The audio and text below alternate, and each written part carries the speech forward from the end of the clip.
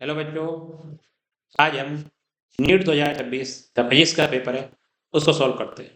तो देखते हैं इसमें किस प्रकार क्वेश्चन आए थे, किस लेवल के आए थे। तो सबसे पहले अगर बात करें तो पहला क्वेश्चन देखिए आप लोग यहाँ पे। ये कह रहा है speed of light in vacuum taken as unity, कि जो स्पीड ऑफ लाइट है उसको कितना मानना है, 1 मानना है।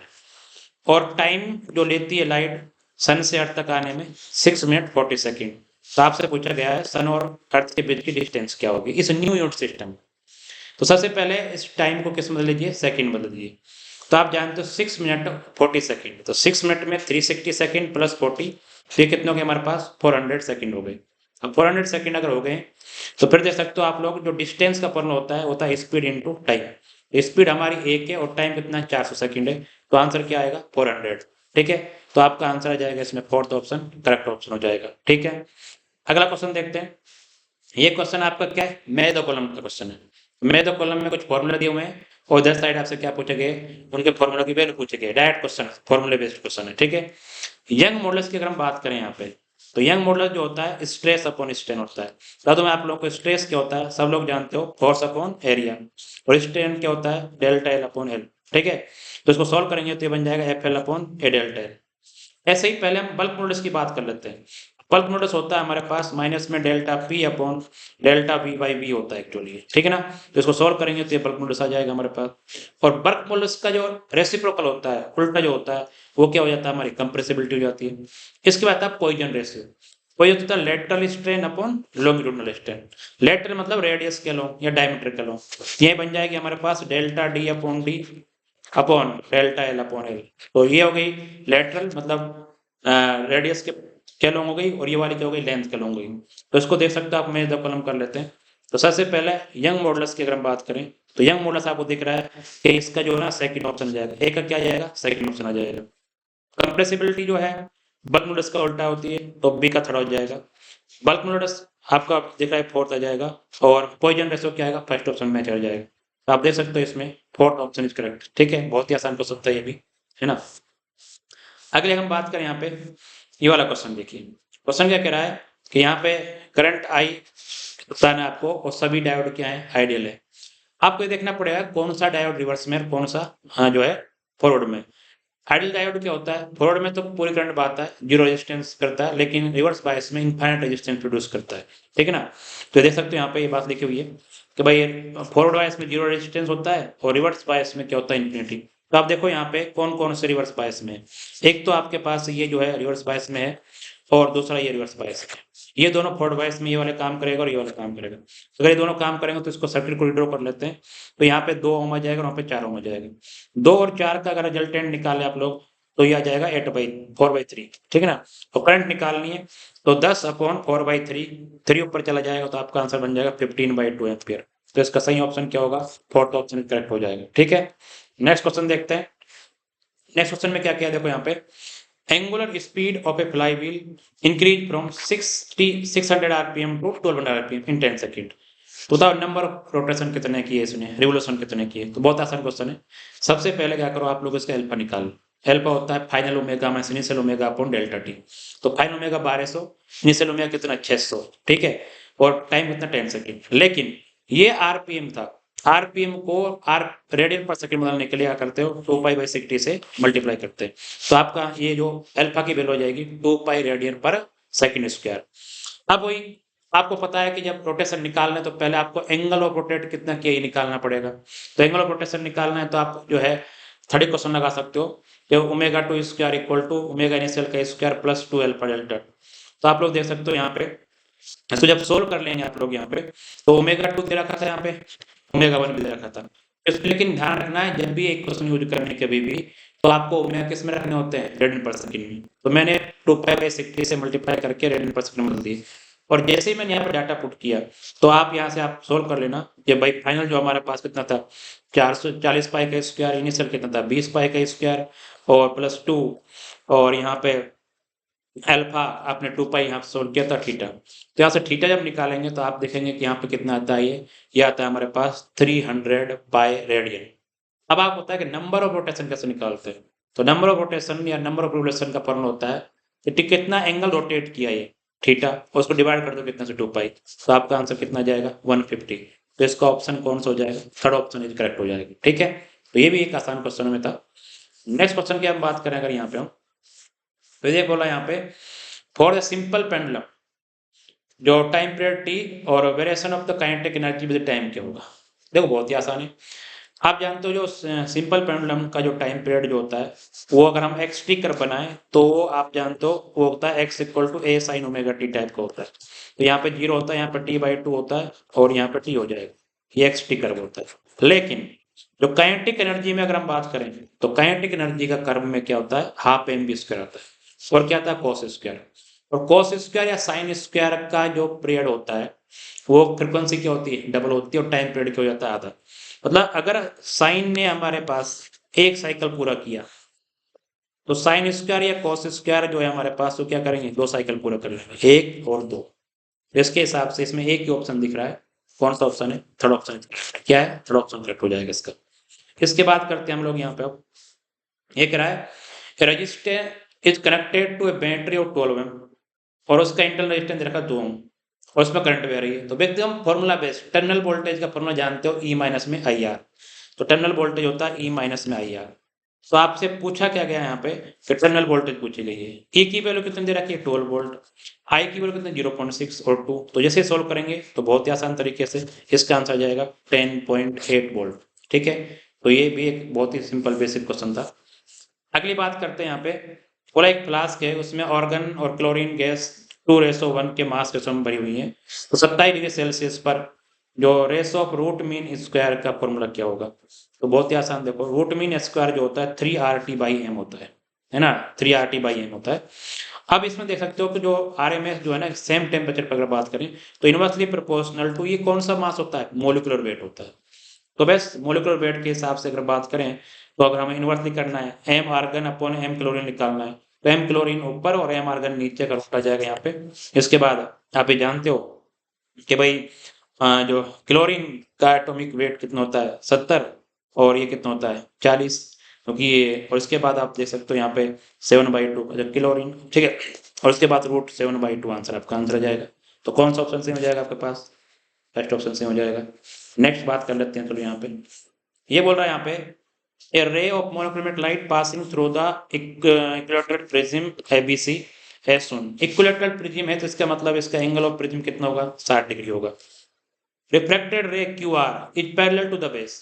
जब आप जानते हो पैरेलल टू बेस जब आती है तो मिनिमम डेविएशन आता है। ठीक है, डेविएशन क्या होगा? मिनिमम होगा। तो आप देख सकते हो यहाँ पे जो डेविएशन का फॉर्मूला होता है वो I + E - A होता है, लेकिन मिनिमम डेविएशन के वक्त क्या होता है? I = E होता है। डेविएशन हो जाएगा हमारे पास 2I - A और I की वैल्यू कितनी रखी है इसने? 50 डिग्री दे रखी है। तो आप देख सकते हो यहाँ पे, तो वैल्यू पुट करने के बाद डेल्टा की वैल्यू कितनी जाएगी यहाँ पे? ये 40 आ जाएगी। कितनी जाएगी बच्चों? तो यहाँ देख सकते हो 40। तो ऑप्शन कौन सा हो जाएगा? सेकंड ऑप्शन करेक्ट हो जाएगा। ठीक है, आगे बढ़ते हैं। देखो नेक्स्ट क्वेश्चन क्या है। नेक्स्ट क्वेश्चन आपसे बोला है फिर से एक कॉलम मैचिंग का क्वेश्चन है, तो ये भी कोई टफ क्वेश्चन नहीं होगा मुझे लगता है। सबसे पहले पूछा गया है E = H/nu। क्या पूछा गया है? E = H/nu।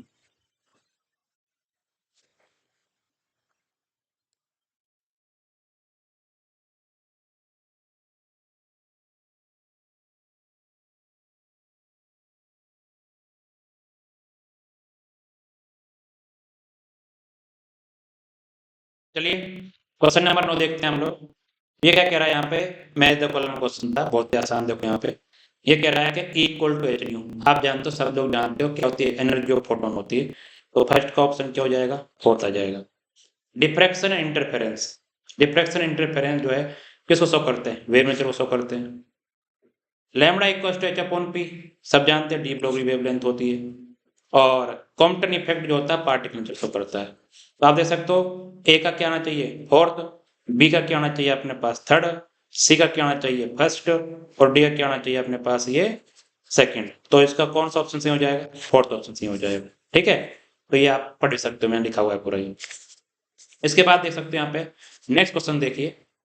ये कह रहा है in the first excited state the hydrogen atom the energy जो है इलेक्ट्रॉन कितनी दे रखी है? तो बताओ रेडियल डिस्टेंस क्या होगी? एक्चुअली एनर्जी जो होती है ना, टोटल एनर्जी जो होती है वो आधी होती है किसकी? पोटेंशियल एनर्जी की।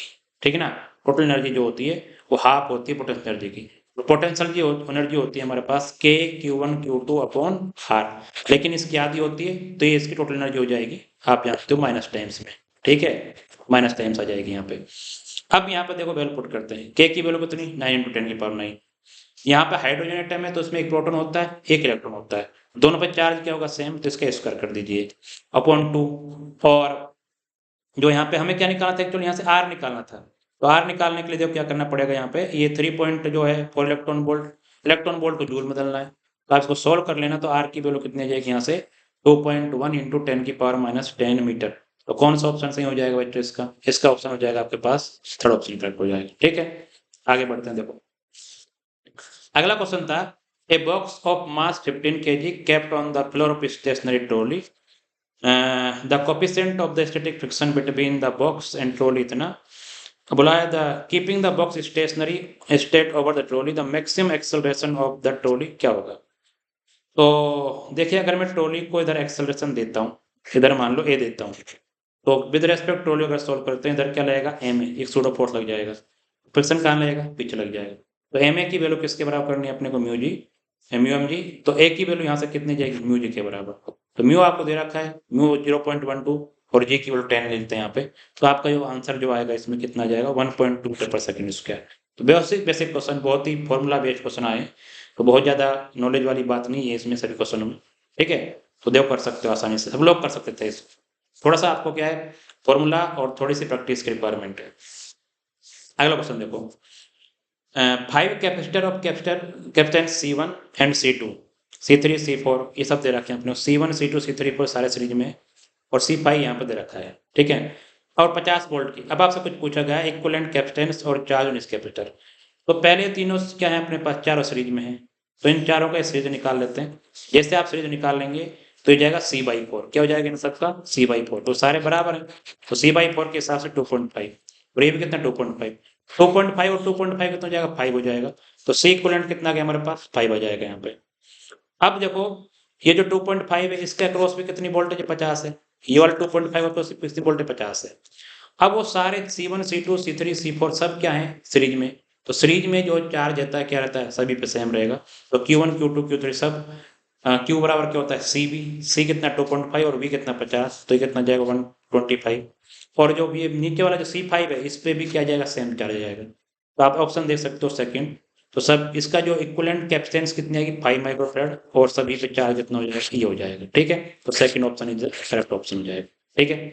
आगे बढ़ते हैं, देखो अगला क्वेश्चन ये कह रहा है यहाँ पे, the amount of the work done to raise a mass m from the surface of the earth at height equal to the earth surface, ठीक है, तो भैया ये अर्थ से कहाँ ले जाना है इसको यहाँ पे, तो r डिस्टेंस पे सरफेस अर्थ के सेंटर के से कितनी रेडियस कितनी r, और हमें पता है कि जो पोटेंशियल एनर्जी होती है वो होती है माइनस में Gmm अपॉन, जो पोटेंशियल एनर्जी का फॉर्मूला होता है माइनस में Gmm अपॉन कितना r होता है, और r कहाँ से लेते हैं सेंटर से, तो हमें वर्क डन जो होता है हमारा फाइनल पोटेंशियल एनर्जी माइनस में इनिशियल पोटेंशियल, फाइनल हो जाएगा माइनस में Gmm upon r plus r, क्योंकि h की वैल्यू कितनी r के बराबर है, और इनिशियल तो सरफेस पे था तो माइनस में Gm/r हो जाएगा, तो सोल्व करेंगे तो आपका आंसर जाएगा माइनस में Gmm/2r, लेकिन इसने आंसर दिया है कि किसके फॉर्म में स्मॉल जी के फॉर्म में, तो Gm जो होता है क्या होता है GR स्क्वायर होता है, काफी बार यूज करते हैं हम लोग यहाँ पे, तो यह GR स्क्वायर करेंगे तो आंसर आ जाएगा mgr/2, तो mgr/2 के हिसाब से answer 4 is the correct answer, ठीक है।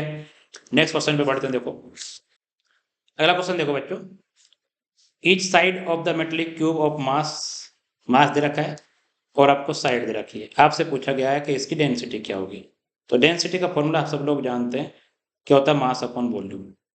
अब क्या करते हैं हम लोग यहाँ पे मास दे रखा है वॉल्यूम दे रखा है, इसको आप मीटर में बदल देंगे, तो 10⁻⁻2 से मल्टीप्लाई करेंगे तो इसकी पावर 3 बनेगी, तो 10⁻⁻6 आएगी यहाँ पे ये, और ऊपर जाके बन जाएगी वो +6 बन जाएगी, ठीक है, तो कर लेंगे कोई बड़ी बात नहीं, यहाँ पे सब लोग कर देंगे इसको, तो इसको सोल्व करने के बाद आपका ये आंसर आएगा, इसको आप जो है 10⁻3 पावर में ले जाएंगे तो ये जाएगा। अब इसको राउंडिंग ऑफ करेंगे तो हमें केवल, क्योंकि हमारे पास जो एडिशन और डिवीजन और मल्टीप्लिकेशन में क्या होता है कि आपको लीस्ट सिग्निफिकेंट फिगर टेन करने पड़ते हैं, तो लीस्ट सिग्निफिकेंट फिगर की टेन करेंगे तो राउंडिंग ऑफ करेंगे आप लोग यहाँ पे, तो आप देख सकते हो जब यहाँ पे 5 हटाएंगे तो इसमें 1 जोड़ देंगे यहाँ पे, तो क्या हो जाएगा 7.7 हो जाएगा, तो आंसर क्या आएगा 7.7 इज करेक्ट हो जाएगा, ठीक है। नेक्स्ट देखिए, The following plot shows the variation of the velocity with time t and fall through vertically upward, falling back. The which of the following graph is correct? तो बहुत ही answer है v बराबर क्या होता है u प्लस ए टी लगा दीजिए इसमें। तो आप देख सकते हो v बराबर u ए कितना माइनस जी इंटू टी। तो आप देख सकते हो यहाँ पे स्ट्रेट लाइन आएगा, नेगेटिव स्लोप की आएगी। तो कौन सा ऑप्शन बन जाएगा आपका? ये ऑप्शन सी ऑप्शन करेक्ट हो जाएगा। तो इसमें कोई प्रॉब्लम नहीं थी अपने पास, ठीक है। तो सी ऑप्शन करेक्ट हो जाएगा, ठीक है। तो यहाँ पे आंसर ये, लेकिन ध्यान रखना इसमें ऑप्शन तो सी दिख रहा है यहाँ पर, लेकिन और जो इस जो सही करेक्ट ऑप्शन जो आएगा वो क्या आएगा? फर्स्ट आएगा, ठीक है। तो ये भी गड़बड़ हो सकती है आपसे जल्दी जल्दी में। अगला क्वेश्चन देखिए आप लोग यहाँ पे, the sum of the kinetic energy and potential energy of the simple pendulum इतना है। तो टोटल एनर्जी दे रखी है कितनी होती है? The speed of the simple pendulum at equilibrium, equilibrium position पर केवल क्या होती है? काइनेटिक एनर्जी होती है। तो जो टोटल एनर्जी जो होगी ना, जो टोटल एनर्जी होगी वो किसके फॉर्म होगी? काइनेटिक एनर्जी के फॉर्म होगी। काइनेटिक एनर्जी होती है हाफ एम बी स्क्वायर, इसकी वैल्यू दे रखी है। मास की वैल्यू दे रखी है अपने को यहाँ पे, कितने रखे हैं? मास जो है 20 ग्राम। तो 20 ग्राम काउंट कर देना, 20 इंटू 10⁻³ और इसको भी आप काउंट कर लेना। तो आप सोल्व करेंगे तो वेलोसिटी कितनी जाएगी? √2 मीटर पर सेकंड। तो ऑप्शन कितना? 1.414 आ जाएगा, ठीक है। तो बहुत आसान क्वेश्चन था ये भी अपना। अगला क्वेश्चन देखो यहाँ पे लिख रहा है, अगला देखो यहाँ पे क्या है। अगला कह रहा है, in a circuit shown below the voltage appearing across the diode will be in form of. तो आपको क्या करना है इसमें, ये है क्या है कि भाई हाफ वेव रेक्टिफायर है। तो ये पहले हाफ साइकिल के लिए जो है काम करेगा, दूसरे के लिए नहीं काम करेगा, दूसरे के लिए करेगा, पहले के नहीं करेगा। तो आप इसमें देख सकते हो केवल हाफ साइकिल को ये रेक्टिफाई करेगा। तो ये नहीं कर सकता, ये नहीं कर सकता, ये तो बिल्कुल नहीं कर सकता। तो इसका एक ही ऑप्शन सही हो, कौन सा? डी ऑप्शन आ जाएगा, ठीक है, आ जाएगा डी ऑप्शन आ जाएगा। तो डी ऑप्शन ऑप्शन करेक्ट हो जाएगा यहाँ पे, ठीक है। क्योंकि पहले किसी एक साइकिल के लिए क्या काम करेगा, दूसरे के लिए क्या काम नहीं करेगा। तो इस तरह से आप लोग एक हाफ साइकिल में तो आउटपुट आएगा, दूसरे आउटपुट में नहीं आएगा हाफ साइकिल में। अगला देखो यहाँ पे क्या कह रहा है, ये बोल रहा है यहाँ पे, an AC circuit contain resistance 1 kilo ohm, capacitor 0.1 microfarad and inductor of the 1 milli henry connected in series. तो बस सीरीज एलसीआर सर्किट का आपको डायरेक्ट फॉर्मूला लगाना, फ्रीक्वेंसी का क्या होता है? 2π√L/C।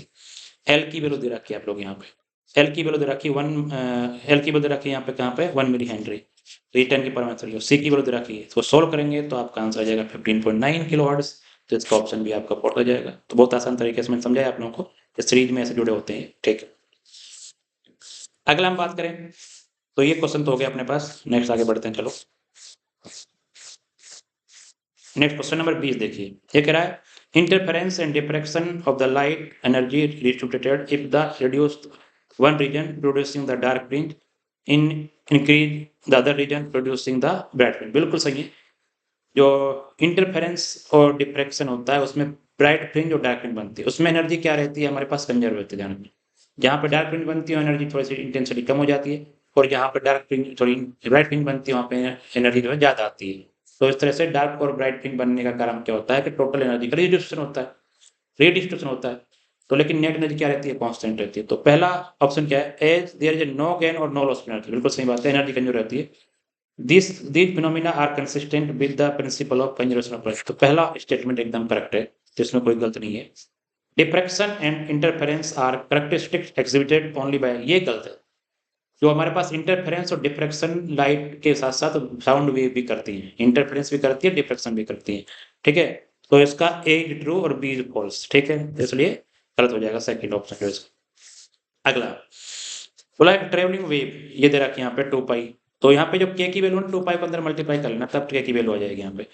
तो x why the phase difference between the, कुछ नहीं है, बड़ा आसान क्वेश्चन था। जो डेल्टा पाई होता है ना वो क्या होता है हमारे पास? 2π/λ इंटू क्या होता है? ये डेल्टा एक्स होता है, या फिर इसको के बोल दो पूरे कोई। तो के की जो वैल्यू यहाँ पे देख सकते हो आप लोग, यहाँ पे के की जो वैल्यू है 2π इंटू 8 इंटू 10⁻³ और डेल्टा एक्स कितना दे रखा है यहाँ पे? 0.05। सो ऊपर सेंटीमीटर दे रखा था, उसको मीटर में बदल देना। जब मीटर में दे रखा तो टेंशन नहीं, फिर अपने को हो जाएगा आंसर। तो जैसे आप इसको सोल्व करोगे तो इसका आंसर कितना जाएगा? 0.8 रेडियन आ जाएगा। तो सेकंड ऑप्शन आपका करेक्ट हो जाएगा, ठीक है। आगे बढ़ते हैं।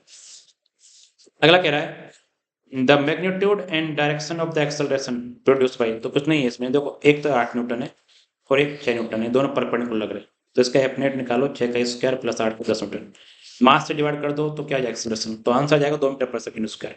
अब डायरेक्शन के लिए क्या करना है आपको? ये निकालना, टेन थीटा हो जाएगा हमारे पास, परपेंडिकुलर 6 और बेस कितना हो जाएगा? 8। तो 6/8, तो 10 इनवर्स 3/4।